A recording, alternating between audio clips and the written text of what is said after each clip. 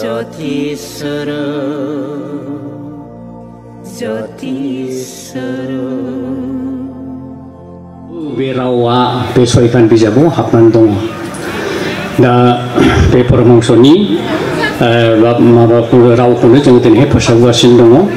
बेनिफ्राय घटना संक्रान्ति गुरुदेवा बे धर्मखौ बे रावफोरखौ लानानै फैनानै बेनिफ्राय 1908 मायथाइयाव परमहंस चित्तन्य स्वामीखौ बियो गुरुदेवा लोगो हमहैदोंमोन।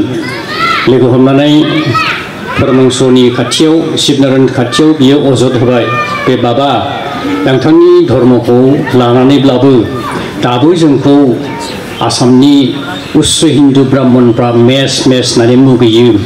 जोंनि सायाखौनो बिसोर सैया, जों जेरै थाङो बेजोंनो साया नाङो होनना बुङो।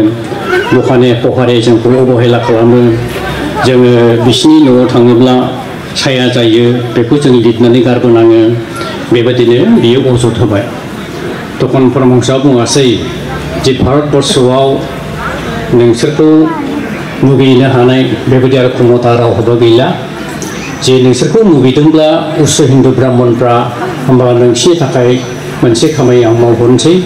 जे भारतबर्षआव जे मानसिफ्रा दिनैसिमबो जि टाइटेलखौ दाबो लिरनो हायाखै, मोनाखै, बे टाइटेलखौनो आं नोंसिनो दिनैनिफ्राय होबाय।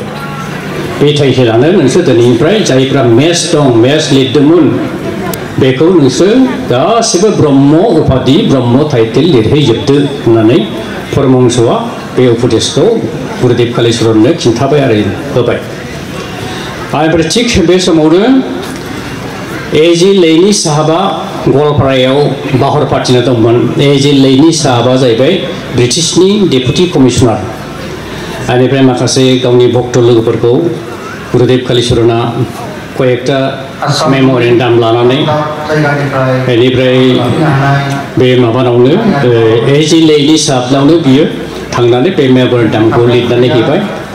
बाहाय 1 नाम्बारावनो बेनो दंमोन जे बर'फ्रा मेसखौ लिरला, मेसनि बदलै जोंनि गुरुआनो ब्रह्म उपाधिखौ लिरनो थाखाय जोंनो बिथोन हरबाय।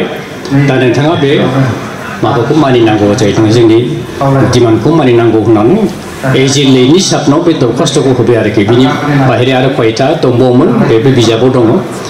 बेनिफ्राय बेथ' अनसुला मानसि, गोदोसोना थानाय जातिफोरखौ बोखांनायानोथ' ब्रिटिशफोरनि खामानिमोन। दा बेबायदि हिसाबै एजि लैनि साहाबा गुरुदेबनि बे डिमान्डखौ एक्सेप्ट खालामबाय, आजावबाय। दे बिदिब्ला नोंसोर जेसेबां मेसफोर दङ दिनैनिफ्राय नोंसोर ब्रह्म उपाधिखौ लिरदो होननानै बुंबाय। बे समाया जाहैबाय 1912 मायथाइ।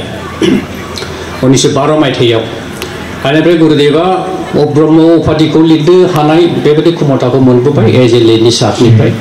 ओमफ्राय जेरावनोखि मेसफोर टाइटेलफोर दंमोन, गुरुदेबा बे जायगायाव थांनानै फोसावहैबाय जे मेस लिरनो नांला, बयबो ब्रह्म उपाधिखौ लिरजोबदो।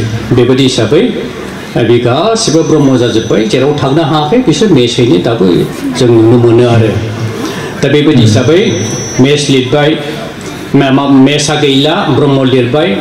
बिनिफ्रायसो 1912 मायथाइनिफ्रायसो बे सत्य धर्मआ दे बिदिब्लालाय जोंनि माबाया उपाधिया जुदि माबा जाबायब्ला, ब्रह्म जाबायब्ला बे धर्मखौ जों दिनैनिफ्राय ब्रह्म धर्म होननानै दोनदिनि होननानै 1912 मायथाइनिफ्रायसो ब्रह्म जादों।